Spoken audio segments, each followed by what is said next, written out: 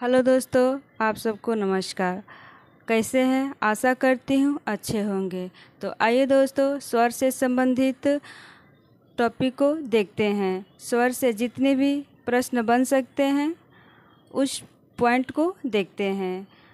आइए, जिन ध्वनियों के उच्चारण के समय हवा बिना किसी रुकावट के निकलती है वे स्वर कहलाते हैं। जैसे अ, आ, ई, उ, री, ए, ऐ, ओ, औ आदि।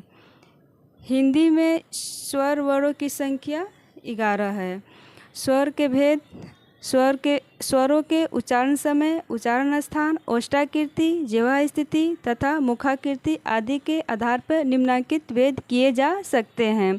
उच्चारण समय के आधार पर स्वर का वर्गीकरण: ह्रस्व स्वर, दीर्घ स्वर, प्लुत स्वर। ह्रस्व स्वर अ, ई, उ, री, संख्या 4। ह्रस्व स्वर का अन्य नाम मूल स्वर, एक मात्रिक स्वर। दूसरा, दीर्घ स्वर आ, ई, उ, ए, ऐ, ओ, औ, संख्या 7 है। दीर्घ स्वर का अन्य नाम द्विमात्रिक स्वर, गुरु स्वर, सांध्य स्वर। तीसरा, प्लुत स्वर ओम। प्लुत स्वर का अन्य नाम त्रिमात्रिक स्वर।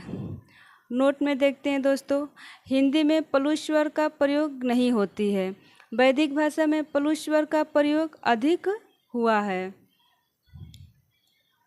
प्लुत स्वर का अर्थ होता है उछलता हुआ। नेक्स्ट, जीभ के प्रयोग के आधार पर स्वरों के 3 भेद होते हैं। जीभ के प्रयोग के आधार पर स्वरों के 3 भेद होते हैं: अग्र स्वर, मध्य स्वर, पश्च स्वर। अग्र स्वर, मध्य स्वर, पश्च स्वर। अग्र स्वर ई, ए, ऐ। मध्य स्वर अ। मध्य स्वर को केंद्रीय भी कहते हैं। पश्च स्वर आ, उ, ओ, औ, आ।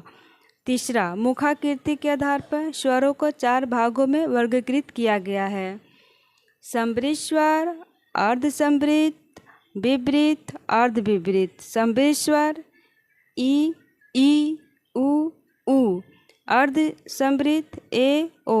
विवृत आ। अर्धविवृत अ, ऐ, औ।